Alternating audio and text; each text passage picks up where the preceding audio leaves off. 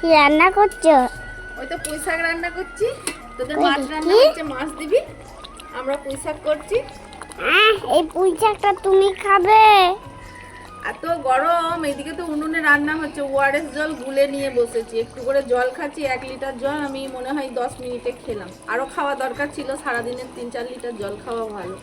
তো এখানে রান্না হচ্ছে, গ্যাস তো এখনও পাইনি, তাই উনুনে। কিন্তু উনুনে বেশ একটা ভালো লাগে কি রান্না করতে, তাড়াতাড়ি হয়ে যায়। গ্যাসে তো অনেক সময় লাগে রান্না হতে।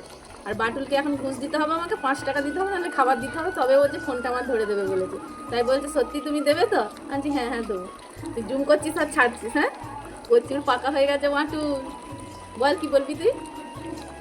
পাকা মানে পাকা হয়ে গেছে। তো এই গরমে তোমরা ওআরএস জল সবাই খাবে সবসময়। ওআরএস জলটা ভালো। আমি বাটুলের মায়ের কাছ থেকে নিলাম, আমি আমাকে একটা দিত, ও খাচ্ছে। ওর তেমনি শরীর খারাপ, তোমরা তো জানো, এখন ভালো আছে। তো চলো আমি রান্না করছি, ভাবলাম চলো তোমাদেরকে বলি একটু। গরমে আমার অবস্থাটাও দেখো কি হয়েছে। ঠিক আছে ঠিক আছে ঠিক আছে, বন্ধ করছি। হ্যাঁ ঠিক আছে।